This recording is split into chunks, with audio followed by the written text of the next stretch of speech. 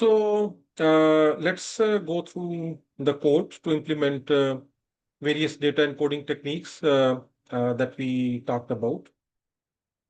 Let me start sharing my screen.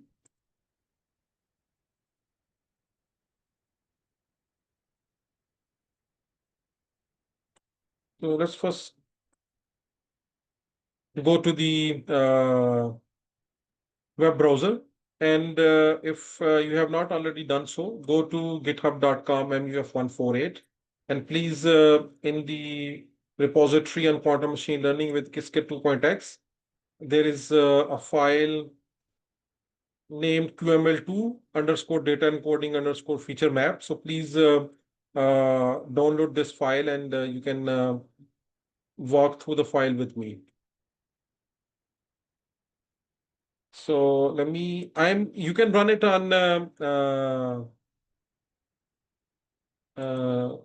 like Colab or maybe VS Code or whatever is your favorite code editor. I will be using VS Code for this. So let's start. And as before, if you're running on Colab, please install Qiskit, Qiskit Air, Matplotlib, and PyLatex ENC to run this file. And if you are using VS Code, you'll have to have this in your environment. Okay, so the first techniques that we talked about was the basis encoding. So we essentially convert the features into binary representations, and then based on that binary representation, we implement the X gate. So you can see in this code, which is a little bit general, like I have this XYZ as these numbers, and then you can convert them into binary, and then just a loop that if the bit is 1, you implement the X gate. Otherwise, you don't do anything. So if you run it, you should be able to see a circuit like this. So like this state is for 5, and then this is for 7, and then the last 3 qubits are for 0 state. So basis encoding is really easy. For the amplitude encoding, you will first have to normalize your data. So whatever data vector you have, you take its square and add it and take a square root, and you get the normalization factor. And then for your data, you will normalize it by dividing with this square root number. In Qiskit, once you have prepared this normalized vector, you can just use the initialize command, and Qiskit will implement it for you, and it prepares an approximate state, because the exact state with these amplitude might be exponentially difficult, because in general, the preparing of a quantum state requires exponentially many steps. So with this, we are able to encode this state. For example, we had these 3 numbers, and you see that we have these 3 non-zero amplitude, and then the last amplitude is 0, because there are only 3 states and we have 2 qubits.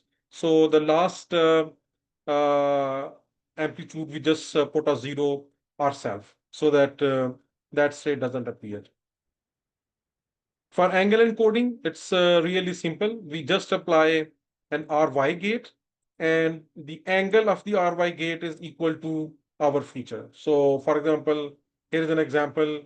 If your feature is pi by 2, if your feature is, let's say, 1, you just put 1 here, and you get a qubit like this. If you have 2 features in your data vector, you will need 2 qubits.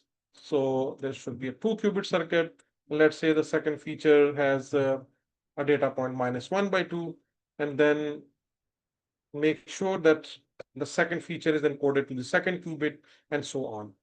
And the final state in this angle encoding is the product state. And before you do this, you have to remember this that this data has to be rescaled to be within 0 and 2 pi. Okay, so in the angle encoding, the final state is this tensor product state. For phase encoding, we have this Hadamard gate that prepares our plus state, and then the phase encoding can be done with the phase gate, where we change the phase to our desired feature value. So this is for a single qubit. If your feature is pi by 2, you just add a phase pi by 2, and this prepares the required phase state. So the value of the feature goes into the phase of the single qubit state. All right. So you can have more qubits if you have more features by just creating a bigger and bigger circuit. For dense angle encoding, we encode some features into the angle and some features into the phase of the qubit. And again, this can easily be implemented using an RY gate, an RZ gate. In RY gate, you input the feature that you want to encode in angle theta. And for the RZ gate, you input the feature that you want to encode into the phase of the qubit stage. And this is how we can implement this phase encoding. For efficient SU2, there is a method in Qiskit that you can directly tap. For example, in the Qiskit circuit library, you can import this efficient SU2, and then you can use it to not only create a unique state, but also a state which has more parameters. So here, for example, I didn't put the data in first. First is just a parametric state. And by default, the parameter is being labeled theta. You can have, let's say, 3 repetitions. So when you add repetition, the same circuit is repeated, and each gate, this RY and RZ gate, this RY is taking the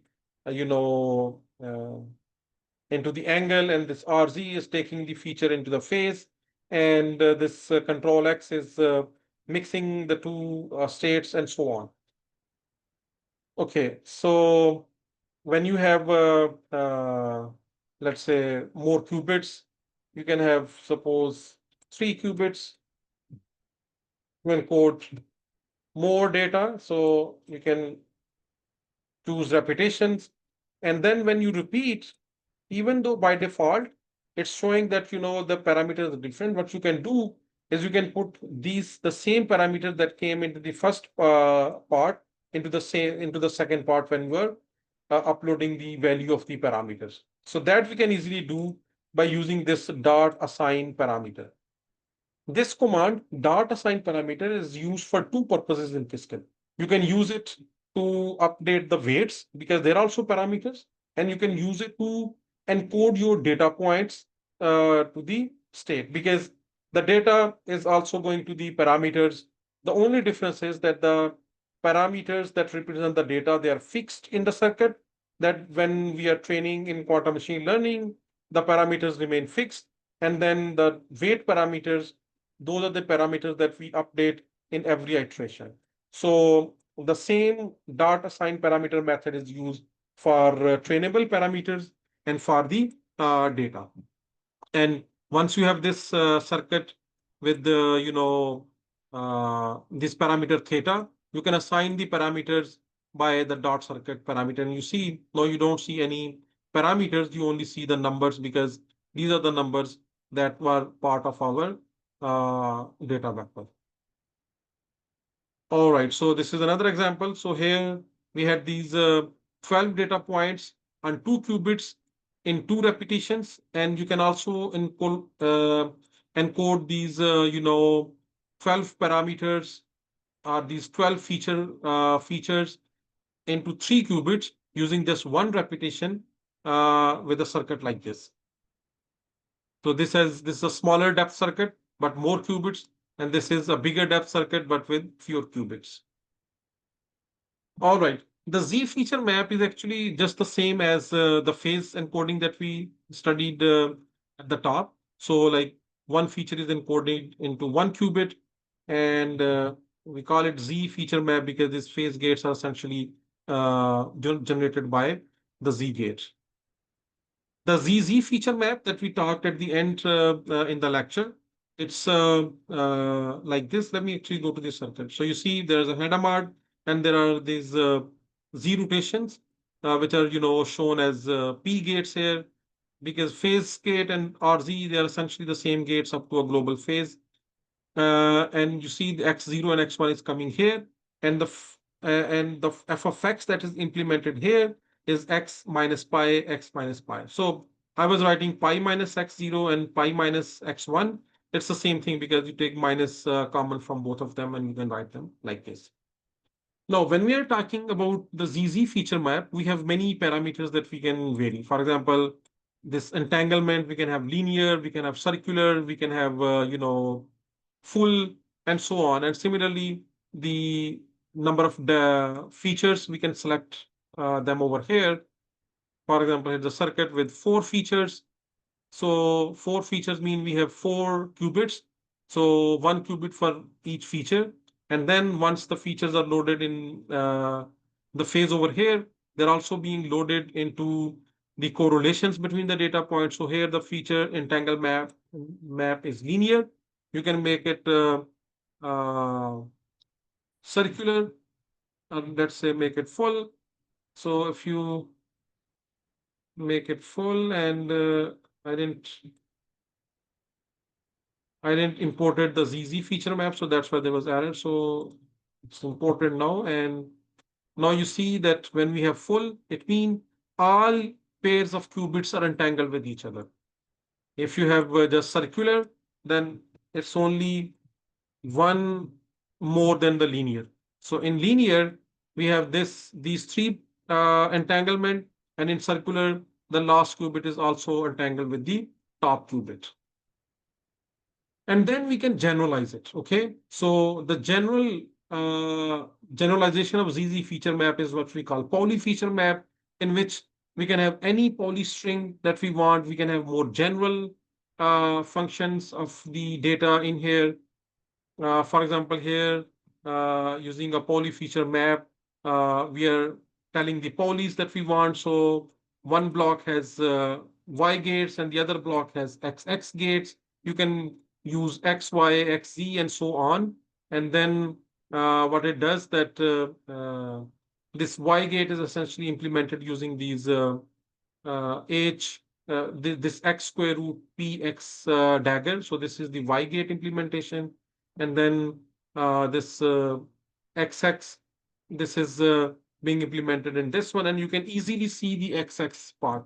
You see, if you see this part, this is just the ZZ gate, right? The ZZ feature map that we were talking about.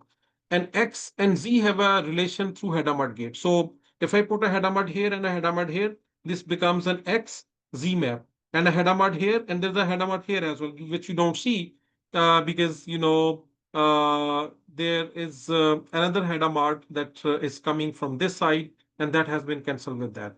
So of even for this, there is a Hadamard over here and the Hadamard over here to make this the XX map.